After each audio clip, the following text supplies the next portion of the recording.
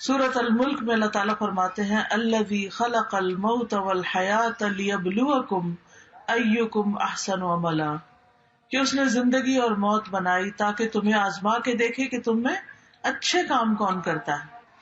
ان آیات سے پتہ چلتا ہے کہ دنیا میں ہر انسان کو ضرور آزمایا جائے گا، یعنی ہر ایک کا امتحان ہوگا، کیونکہ اس دنیا میں ہم آئے ہی امتحان کے لیے ہیں۔ تو ہم بات یہ کر رہے تھے کہ اللہ تعالیٰ نے چونکہ امتحان کے لیے پیدا کیا ہے، اس لیے کبھی بھوک، کبھی مال، کبھی جان، کبھی پھل، کبھی فصلوں کی کمی، ان کے ساتھ انسان کا امتحان ہوتا رہتا ہے۔ کوئی نہ کوئی چیز زندگی میں مسئلہ کھڑا ہی رکھتی ہے، ایک مسئلے سے نکلتے ہیں ایک اور میں پھنس جاتے ہیں، ایک سے نکلتے ہیں ایک اور میں پھنس جاتے ہیں، یعنی کوئی نہ کوئی غم ہمیں لگا ہی رہتا ہے۔ تو ایسی صورت میں کیا کرنا چاہیے کہ جب کوئی مصیبت پہنچے تو کیا کہنا چاہیے؟ انا للہ و انا الیہ راجعون۔ کوئی چیز چلی گئی، ہم بھی اللہ کے، ہم بھی جانے والے، اپنی موت کو یاد کر لیں، یعنی جب کوئی فوت ہو تو اپنی موت یاد کریں، ہم نے بھی چلے جانا ہے، یہاں تھوڑی بیٹھے رہنا ہے۔ تو اس طرح مومن کے دل کو سہارا ہو جاتا ہے، وہ کسی کی وفات پر اتنا افسوس نہیں کرتا کہ اپنا آپ ہی گنوا دے، کھپا دے، اپنے آپ کو ہی ختم کر دے، ایسا نہیں ہوتا، بلکہ وہ کیا کرتا ہے کہ صبر کرتا ہے۔ تو یاد رکھیے کہ کوئی بھی مصیبت اللہ کے اذن کے بغیر نہیں آتی۔ قرآن مجید میں آتا ہے وما اصاب من مصیبت الا باذن اللہ، کوئی مصیبت نہیں آتی مگر اللہ کی اجازت سے آتی۔ ومن یؤمن باللہ یہد قلبہ، اور جو اللہ پر ایمان رکھتا ہے، اللہ پہ اعتماد کرتا ہے، اللہ اس کے دل کو ہدایت بخشتا ہے۔ اس مصیبت کے اندھیرے میں بھی اللہ تعالیٰ اس کو صحیح رستہ دکھا دیتا ہے، اس کا حل بتا دیتا ہے۔ اور یہ بھی یاد رکھیے کہ یہ جو مصیبتیں وغیرہ ہیں یہ اللہ کے اذن سے جب آتی ہیں، اگر اللہ نہ چاہے تو آ بھی نہیں سکتی، یعنی یہ ہماری تقدیر میں ہوتی ہیں کہ اس بندے کو اس چیز سے آزمانا ہے، اور اگر کوئی چیز ہماری تقدیر میں نہیں تو ڈرنے کی بھی ضرورت نہیں۔ یہ جو ہم وہم کا شکار ہو جاتے ہیں نا، خوف کا، پتہ نہیں یہ نہ ہو جائے، پتہ نہیں میرے بڑھاپے میں کیا بنے گا، میری اولاد نہیں ہے، میری تو شادی بھی نہیں ہوئی، میرا کیا ہوگا، اگر جن کے بچے ہوتے ہیں وہ بھی کہتے ہیں پتہ نہیں بچے اچھے نکلیں گے نہ، پتہ نہیں ہمارا ساتھ دیں گے نہ، پتہ نہیں کاروبار کو کچھ نہ ہو جائے، پتہ نہیں نوکری نہ چھوٹ جائے، پتہ نہیں یہ نہ ہو جائے، اس طرح کے توہم بھی نہیں کرنے چاہیے۔ یہ شیطان کے وسوسے ہوتے ہیں، کیونکہ اس کا پسندیدہ کام ہے بندہ مومن کو غمگین رکھنا، ٹھیک ہے؟ تو آپ نے غمگین نہیں رہنا، فوراً اللہ کی طرف رجوع کرنا ہے کہ آج تک میرا رب مجھے پال رہا ہے، آئندہ بھی وہی پالے گا، بس تسلی۔ اور اگر کوئی مصیبت آنی نہیں تو وہ میری فکر کرنے سے آنی جانی، کیونکہ ما اصابہ لم یکن لیخطئہ وان ما اخطأہ لم یکن لیصیبہ، جو چیز آنی ہے وہ ٹل نہیں سکتی، اور جو نہیں آنی وہ آ نہیں سکتی۔ تو جو آنی ہے اس نے آنا ہے، اس کے لیے اللہ سے دعا کرنی چاہیے کہ اللہ سبحانہ تعالی ہمیں عافیت میں رکھے، اور اگر کوئی چیز آ کے ہٹ کرے تو صبر کی توفیق عطا فرمائے تاکہ اس کا اجر حاصل ہو سکے، اجر نہ گوائیں ہم۔ پھر آپ دیکھیے کہ کبھی کوئی مصیبت آتی ہے تو ہم لوگوں کو بلیم کرنا شروع کر دیتے ہیں، اس نے نظر لگا دی ہے، اس نے جادو کر دیا ہے، اس نے حسد کر لیا ہے۔ اس سے بھی ہے کہ انسان جو ہے اس کے اندر ایک اور طرح کی خرابی پیدا ہونے لگتی، جو نظر بھی لگی نا تو اللہ کے اذن سے ہی لگی، ورنہ ہر وقت لوگ ہمیں دیکھتے نہیں رہتے، وہی لوگ دیکھ رہے ہوتے ہیں، ہمیں کچھ بھی نہیں ہوتا، اور کسی دن ان کی نظر ہمیں لگ جاتی ہے۔ تو لوگوں کی آنکھیں بند کر سکتے ہیں؟ نہیں کر سکتے۔ ہمیں کیا کرنا چاہیے؟ حفاظت کی دعائیں پڑھنی چاہیے، صدقہ خیرات کرنا چاہیے، ایسے کام کرنے چاہیے کہ جس سے اللہ تعالیٰ ہمیں محفوظ رکھے، نہ کہ ہم نجومیوں کے پاس جائیں کہ اچھا میرے جادو کس نے کیا اور فلاں کام کیسے ہو گیا۔ نہیں، غیب کی خبریں اللہ کے سوا کسی کو نہیں پتا، ان چیزوں کے پیچھے نہیں پڑنا چاہیے۔ پھر اسی طرح بعض اوقات جو مصائب ہوتے ہیں یا آزمائشیں ہوتی ہیں وہ بندے کے حق میں بڑی خیر ہوتی ہے، اس سے بندے کے اندر اللہ کی طرف قریب ہونے اور اللہ کی رضا حاصل کرنے کا شوق پیدا ہوتا ہے۔ رسول اللہ صلی اللہ علیہ وسلم نے فرمایا اللہ جس کے ساتھ بھلائی کا ارادہ کرتا ہے اس کو مصیبت میں مبتلا کر دیتا ہے۔ اب وہ بندہ جو بھاگا جا رہا تھا دنیا کی طرف، جب پڑی اس پر مصیبت تو اب کیا ہوا؟ اللہ کی طرف اس نے رجوع کر لیا، اس نے اللہ کے سامنے رونا شروع کر دیا، دعائیں مانگنی شروع کر دی، ذکر اذکار وظیفے کرنے شروع کر دیے. اتنا ذکر ہم عام طور پہ کرتے ہیں جب ہم خوشحالی میں ہوتے ہیں؟ نہیں. لیکن جب مصیبت آتی ہے تو پھر دن رات دعائیں کرتے ہیں، اور دعا عبادت ہے، ہم ہر وقت عبادت کی حالت میں ہو جاتے ہیں. پھر اسی طرح ہے کہ اللہ تعالیٰ بندے کو اس کے ذریعے صاف کرتا ہے، گناہ پاک ہوتے ہیں. حدیث میں آتا ہے مسلمان کو جو بھی پریشانی، رنج، غم، ملال، تکلیف کچھ بھی پہنچتا ہے، حتیٰ کہ کوئی کانٹا بھی اس کو چبھ جاتا ہے، تو اللہ تعالیٰ اسے اس کے گناہوں کا کفارہ بنا دیتے ہیں اور اس کو اس کے ذریعے پاک کر دیتے ہیں. پھر اسی طرح ایک جگہ پر تو یہ آتا ہے کہ یہ اللہ کی محبت کی علامت ہوتی ہے. ہم تو جس سے محبت کرتے ہیں اس کو زیادہ اچھی اچھی چیزیں دیتے ہیں، لیکن اللہ کی محبت بندوں کی محبت سے مختلف ہے. وہ اس کو تکلیف میں مبتلا کر کے اپنی طرف لے آتے ہیں. حدیث میں آتا ہے اذا احب اللہ قوما ابتلاہم، جب اللہ کسی قوم سے، کچھ لوگوں سے محبت کرتا ہے تو ان کو امتحان میں مبتلا کر دیتا ہے، اور یہ اللہ کے قرب کی علامت ہوتی ہے. اور اس میں آپ دیکھیے کہ ایک حدیث سے پتہ چلتا ہے کہ آپ نے فرمایا کہ ان میں سے کچھ لوگ آزمائش پہ بہت خوش ہوتے ہیں بنسبت اس شخص کے جو کچھ دیے جانے پہ خوش ہوتا ہے. وہ امتحان پر کہتا ہے کہ اللہ نے ہم سے محبت کی، اللہ نے ہمیں یاد رکھا. اور صحابہ میں یہ ہوتا تھا کہ اگر انہیں کوئی مشکل نہیں پیش آتی تھی، ہر وقت خوشیاں خوشیاں، تو فکر مند ہونے لگتے تھے کہ کہیں اللہ تعالیٰ ہم سے ناراض تو نہیں. اس کا یہ مطلب نہیں کہ ہمیں مصیبتیں مانگنی چاہیے، نہیں، ہرگز نہیں. عافیت مانگنی چاہیے، عافیت کی دعا اللہ کو پسند ہے، لیکن اگر مشکل آ جائے تو مسکرا کے مقابلہ کرنا چاہیے، نہ کہ رونا پیٹنا ڈال دے. اس موقع پر صبر کرنا چاہیے. صبر کیا ہے؟ کسی مصیبت کو اچھے انداز میں ٹیکل کرنا، اچھے انداز میں اس کا مقابلہ کرنا. ابن تیمیہ کہتے ہیں کہ اللہ نے اپنی کتاب میں 90 سے زیادہ جگہ پر صبر کا ذکر فرمایا، 90 سے زیادہ جگہوں پر، اور 2 جگہ تو اللہ تعالیٰ نے اس کو صبر اور نماز کو ساتھ ساتھ بیان کیا ہے. وَاسْتَعِینُوا بِالصَّبْرِ وَالصَّلَاةِ، صبر انبیاء کی صفت ہے. پھر اسی طرح قرآن مجید میں صبر کرنے والوں کی تعریف کی گئی ہے. وَالصَّابِرِينَ فِي الْبَأْسَاءِ وَالضَّرَّاءِ وَحِينَ الْبَأْسِ أُولَئِكَ الَّذِينَ صَدَقُوا وَأُولَئِكَ هُمُ الْمُتَّقُونَ، اور خصوصاً جو تنگ دستی اور تکلیف میں اور لڑائی کے وقت صبر کرنے والے ہیں، یہی لوگ ہیں جنہوں نے سچ کہا اور یہی بچنے والے ہیں. یعنی جو مصیبتوں کے وقت صبر کریں وہی متقی لوگ ہیں، وہی اصل میں پرہیزگار لوگ ہیں. ہم سمجھتے ہیں صرف نماز روزہ کر لینے سے انسان پرہیزگار بن جاتا ہے، وہ ایک حصہ ہے، لیکن جب صبر کرتا ہے تو اس کے تقویٰ کا پتہ چلتا ہے. کیونکہ عام حالات میں نہیں پتہ چلتا کہ کون شخص کتنا نیک ہے، لیکن جب اس پہ کوئی مشکل آتی ہے اور اس وقت وہ کس طرح ریئیکٹ کرتا ہے، اس سے پتہ چلتا ہے کہ اس کے اندر کتنا صبر ہے اور کتنا یہ اچھا انسان ہے. دیکھیں اچھے حالات میں تو سارے ہی اچھے ہوتے ہیں، کیسے فرق پتہ چلے گا؟ جب کوئی آپ کو لطیفے سنا رہا ہوگا تو آپ سبھی ہنس رہے ہوں گے، لیکن وہ شخص جو تکلیف کے وقت مسکرا دے، اللہ کی تعریف بیان کر دے، اللہ کی تقدیر پہ راضی ہو جائے، اللہ اس کے دل کو ٹھنڈک عطا فرما دیتا ہے. پھر اسی طرح آپ دیکھیں کہ نبی صلی اللہ علیہ وسلم کو بھی صبر کرنے کا حکم دیا گیا. پھر لوگوں کو بھی حکم دیا گیا وَجَعَلْنَا بَعْضَكُمْ لِبَعْضٍ فِتْنَةً أَتَصْبِرُونَ وَكَانَ رَبُّكَ بَصِيرًا، اور ہم نے تمہارے بعض کو بعض کے لیے آزمائش بنا دیا. یعنی انسان انسانوں کے لیے ایک امتحان ہے. کس طرح؟ بعض لوگوں کی عادت ہوتی ہے دوسروں کو ٹیز کرتے رہنا، تانے دینا، بعض کی عادت ہوتی ہے بڑا غصہ کرنا. اب وہ کیا ہے؟ انسان کے لیے ایک امتحان ہے. یعنی دوسرے آس پاس کے لوگ جو ہیں ان کے لیے وہ بندہ امتحان بن گیا. اب کیا کرنا ہے؟ صبر کرنا ہے. تو یہ جو ہے نا بندے بندوں کا امتحان بن جاتے ہیں، اس کو ہمیں سمجھنا چاہیے. کبھی ہمارے والدین ہی ہمارا امتحان ہو جاتے ہیں، وہی چھوٹی چھوٹی بات پر ہمیں ٹوکتے رہتے ہیں اور ہم پریشان رہتے ہیں کہ کریں تو کرے کیا. جواب دینے کی بھی اجازت نہیں اللہ نے دی، اور ڈانٹنے کی بھی اجازت نہیں دی، اور اونچی آواز سے بول کے سمجھا بھی نہیں سکتے. تو پھر کیا کرنا ہے؟ صبر کرنا ہے اور اچھا سلوک کرنا ہے تاکہ اللہ تعالیٰ ہم سے ناراض نہ ہو. پھر اسی طرح یہ ہے کہ افضل ایمان جو ہے صبر اور نرمی کرنا ہے. جنت میں داخلے کا ذریعہ ہے، نقصان سے بچنے کے لیے ضروری ہے صبر.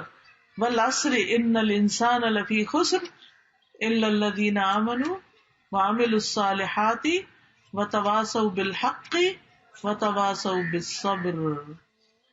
صبر سب سے وسیع اور بہترین نعمت ہے، لیکن جو عورتیں صبر نہ کریں ان کے بارے میں بڑی سخت وعید ہے.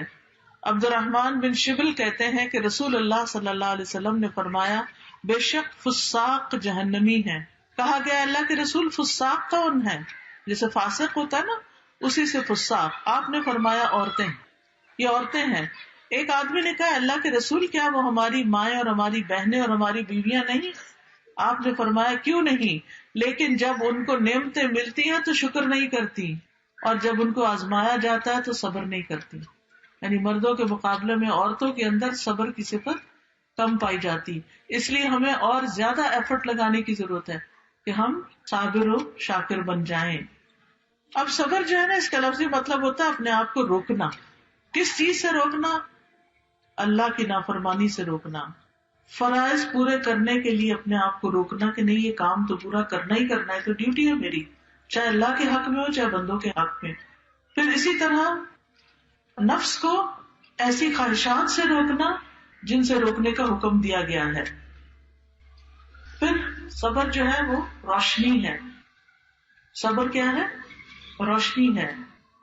جیسے سورج کی روشنی ہوتی ہے نا تو اس میں گرمی بھی ہوتی ہے لیکن چمک بھی ہوتی ہے، تلخی بھی ہوتی ہے. تو اسی طرح صبر انسان کے لیے مشقت انگیز ہے. اسی لیے نماز کو نور اور صبر کو ضیاء کہا گیا ہے، کیونکہ صبر میں مشقت اور تکلیف پائی جاتی ہے. تو 3 طرح صبر ہوتا ہے. ٹھیک ہے، 3 طرح کی چیز. نمبر 1 اللہ کی نافرمانی سے صبر کرنا. حرام کام بڑا آسان ہو گیا، لیکن کیا کرنا؟ اپنے آپ کو روک کر رکھنا. جیسے حدیث میں آتا ہے وہ شخص جس کو کوئی حسب نسب والی عورت، خوبصورت عورت زنا کے لیے بلائے اور وہ یہ کہے آدمی کہ میں اللہ سے ڈرتا ہوں، یہ بھی صبر ہے. ورنہ جہاں انسان کو برائی کرنے کا موقع مل جائے وہاں وہ کیوں صبر کرے، کیوں پیچھے رہے جبکہ دعوت کسی اور کی طرف سے مل رہی ہے. دوسرے اللہ کی اطاعت پر کاربند رہنا اور صبر کرنا، یعنی اللہ سبحانہ وتعالیٰ کی فرما برداری کرتے رہنا، چاہے گھر میں ہو چاہے گھر سے باہر ہو چاہے کہیں بھی ہو. یہ نہیں کہ جب دینی لوگوں کے بیچ میں ہو تو اچھے کام کرنا اور جب دنیا میں نکلے تو پھر اپنی مرضی کرنا. نہیں، کہیں پر بھی ہو، مسجد میں ہو، مدرسہ میں ہو، گھر میں ہو، بازار میں ہو، اللہ ہی کی فرما برداری کرنی ہے، اللہ ہی کو سب سے بڑا سمجھنا ہے، اسی پر جمے رہنا ہے. پھر اللہ کے فیصلوں پر صبر. بعض اوقات ہم ایک خاص جاب چاہتے ہیں وہ ہمیں نہیں ملتی تو یہ اللہ کا فیصلہ ہے. ہم بیٹی چاہتے ہیں اللہ بیٹا دے دیتا ہے، ہم بیٹا چاہتے ہیں اللہ بیٹی دے دیتا ہے. تو کس کا فیصلہ ہے؟ اللہ کا فیصلہ. اب اس پر بھی صبر کرنا ہے. پھر اسی طرح بعض اوقات ہم کہیں جانا چاہتے ہیں ہم جا نہیں پاتے، اس پر بھی صبر. ہم زندگی میں کچھ بننا چاہتے ہیں، جو بننا چاہتے ہیں وہ بن نہیں پاتے کوششوں کے باوجود، تو پھر یہ کیا ہے؟ یہ بھی صبر ہے. تو اللہ کی تقدیروں پہ صبر کرنا جو ہے یہ انسان کے دل کو سکون بخشتا ہے. پھر صابرین کے لیے اللہ کے وعدے ہیں. یہ جو آیت میں نے آپ کے سامنے پڑھی اس میں 3 وعدے کیے گئے ہیں. نمبر 1 اولئک علیہم صلوات، کہ ایسے لوگوں پر رب کی مہربانیاں ہیں، ورحمت، اور رب کی رحمت ہے، واولئک هم المہتدون، اور یہی لوگ ہدایت پا گئے ہیں. یہ ہدایت یافتہ یعنی ہدایت پانے والے لوگ ہیں. تو اس میں آپ دیکھیں صلوات، رحمت اور ہدایت ملتی ہے کس پر؟ صبر کرنے پر. اور ان کے لیے مغفرت اور بہت بڑا اجر ہے. جیسے سورۃ الاحزاب کی آیت 35 میں آتا ہے والصابرین والصابرات، اور بھی صفات ہیں اعد اللہ لهم مغفرۃ واجرا عظیما، کہ اللہ نے ان کے لیے بخشش اور بہت بڑا اجر تیار کر رکھا ہے. پھر آپ دیکھیے کہ صبر کرنے والوں کا اجر اللہ کے ذمہ ہوتا ہے، اور جو صبر کرتا ہے اس کا اجر پھر جب رب دے گا تو کتنا بڑا دے گا، پھر اس کا اجر ضائع نہیں ہوتا. پھر یہ بھی یاد رکھیے کہ جس کی آزمائش بڑی ہوتی ہے اس کا اجر بھی بڑا ہوتا ہے. کچھ لوگوں کی آزمائش چھوٹی چھوٹی ہوتی ہے اور اس پر بھی وہ صبر نہیں کرتے، لیکن کچھ کی آزمائش بہت بڑی ہوتی، تو جتنی بڑی آزمائش اتنا بڑا اجر.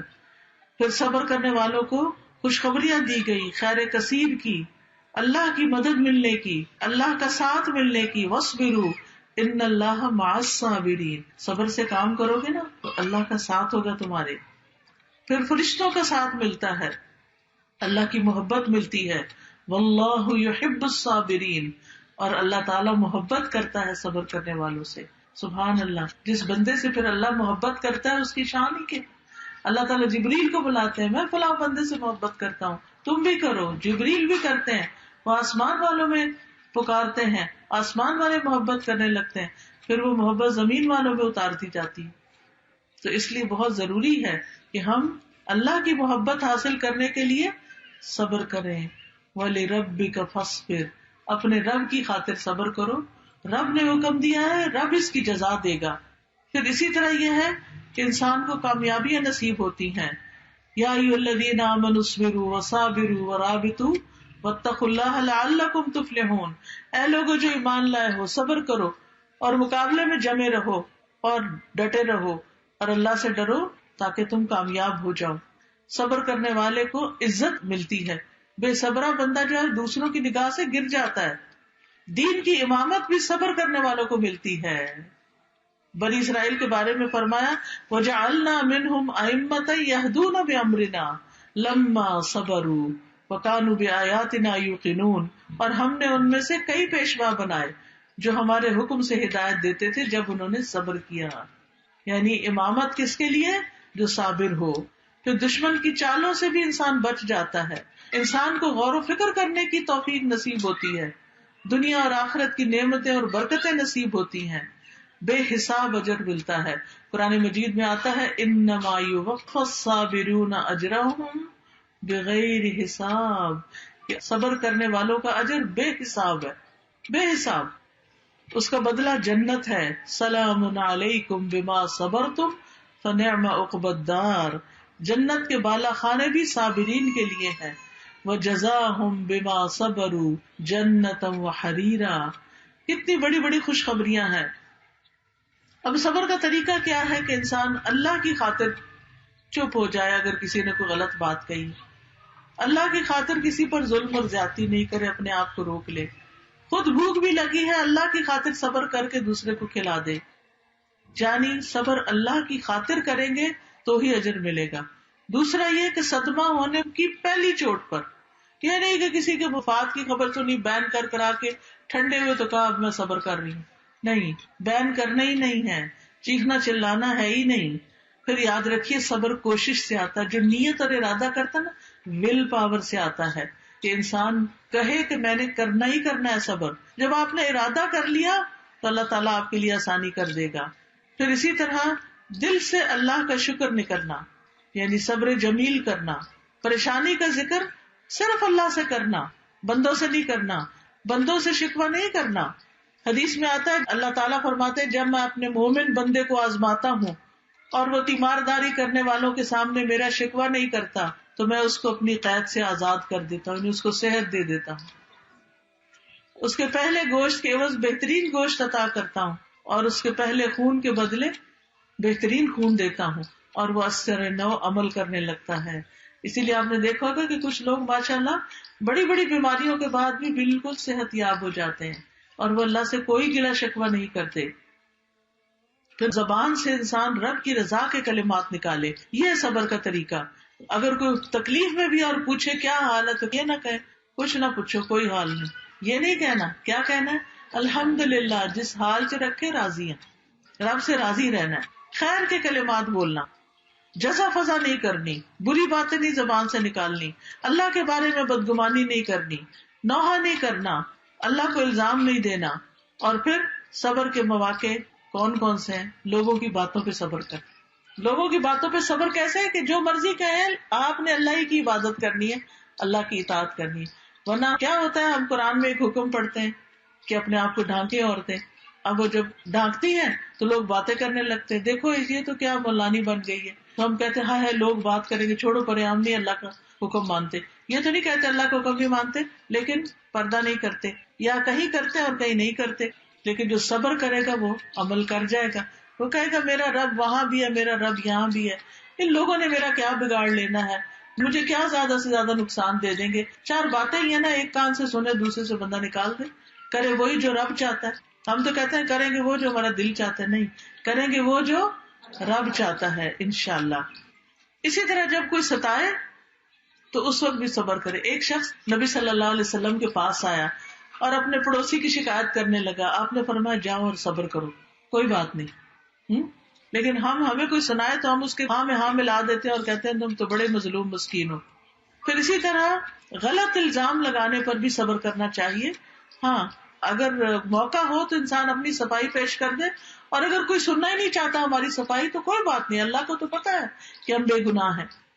پھر اسی طرح حالات کی تنگی پر، رزق میں کمی پر، پھر اسی طرح بیماری پر، بیٹیوں کی پیدائش پر.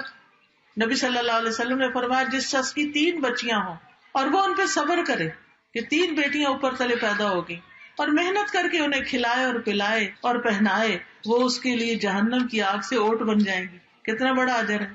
بچوں کی وفات ہو جائے تو اس پر صبر کرنا، بیت الحمد. پھر اسی طرح علم کے حصول میں صبر کرنا. آپ علم کے لیے نکلتے ہیں، کبھی گاڑی نہیں ملتی، کبھی آپ دھوپ میں ہیں، کبھی پسینوں میں، کبھی گھر سے ڈانٹ پڑ رہی ہے، کبھی ٹیچر ڈانٹ رہی ہے، تو گھبرا کے چھوڑنا نہیں. صبر کرنے کا مطلب یہ ہے کہ سفر جاری رکھنا ہے یہاں تک کہ اپنا کام مکمل کر لیں. پھر اسی طرح بڑوں کی طرف سے کوئی بات ڈانٹ سننی پڑ جائے اس پر صبر کر لیں. پھر اسی طرح اگر آپ کو آپ کے بہن بھائیوں کے مقابلے میں ترجیح نہیں دی جاتی، ان کو زیادہ مل جاتا ہے، اس پر بھی صبر کر لیں، کوئی بات نہیں، مجھے اللہ دے گا. پھر جب بدلہ لینے کا موقع ہو اس وقت بھی صبر کریں. آپ دیکھیں صبر کرنے والوں کی مثالوں میں ابراہیم علیہ السلام کے بیٹے اسماعیل علیہ السلام کی مثال آتی. جب ان کے والد نے کہا کہ میں تمہیں ذبح کرنے لگا ہوں، ہمارے ماں باپ ہمیں یہ تو نہیں کہتے ہم تمہیں مارنے لگے ہیں، چھوٹی سی ڈانٹ میں بھی ہم تو رو پڑتے ہیں اور واویلا مچا دیتے ہیں یا بھوک ہڑتال کر دیتے ہیں یا اور کسی طرح پلٹ کے ماں باپ کو ستانے لگتے ہیں. تو یہ تو صبر نہ ہوا. صبر کیا ہے؟ اچھا کوئی بات نہیں، امی ہے نا، پیار بھی تو کرتی ہیں، ڈانٹ دیا تو کیا ہو گیا. خیر، اسماعیل علیہ السلام کو جب ان کے والد نے کہا کہ اے بیٹے میں تمہیں ذبح کرنے لگا ہوں، تمہارا کیا خیال ہے؟ قال یا ابت افعل ما تؤمر، کہنے لگے ابا جان آپ کو جو حکم ملا آپ کریے. ستجدنی انشاء اللہ من الصابرین، آپ مجھے انشاءاللہ صبر کرنے والا پائیں گے. اور پھر یعقوب علیہ السلام کی مثال جب ان کے سامنے یوسف علیہ السلام جو انہیں بہت محبوب تھے، ان کو بھیڑیے کھانے کی خبر سنائی گئی تو انہوں نے کیا کہا؟ فصبر جمیل. ایوب علیہ السلام کی مثال 18 سال بیماری میں مبتلا رہے لیکن انہوں نے اللہ سے کوئی ناراضگی کا اظہار نہیں کیا. حضرت آسیہ کی مثال کہ کس طرح فرعون ان کو ستاتا تھا. فرعون نے اپنی بیوی کے دونوں ہاتھوں اور دونوں پاؤں پر کیل ٹھوک دیے تھے اور سخت تکلیف میں تھی. تو جب فرعونی آگے پیچھے اور اوپر سے پیرا بھی دیتے تھے، جب فرعونی آگے پیچھے ہوتے تو فرشتے ان پہ سایہ کر لیتے. تو اس وقت انہوں نے دعا مانگی تھی رب ابن لی عندک بیتا فی الجنہ، اللہ اپنے پاس جنت میں گھر بنا دے. تو نبی صلی اللہ علیہ وسلم کو طائف کے سفر میں کتنی تکلیف اٹھانی پڑی تھی. حضرت عائشہ رضی اللہ تعالیٰ عنہ پر جب الزام لگا تھا تو اس وقت انہوں نے کیا کہا تھا؟ فصبر جمیل واللہ المستعان علی ما تصفون، صبر ہی اچھا ہے، بہترین صبر کروں گی اور اللہ ہی میرا مددگار ہے ان باتوں میں جو تم مجھ پہ کرتے ہو. تو یاد رکھیے صبر کوشش سے بھی اور صبر دعا سے بھی. یہ دعائیں مانگنی چاہیے. ربنا افرغ علینا صبرا، خاص طور پر جب صبر کرنا مشکل ہو رہا ہو تو ربنا افرغ علینا صبرا وتوفنا مسلمین، اور پھر ربنا افرغ علینا صبرا وثبت اقدامنا وانصرنا علی القوم الکافرین یا حی یا قیوم برحمتک استغیث لا الہ الا انت سبحانک انی کنت من الظالمین.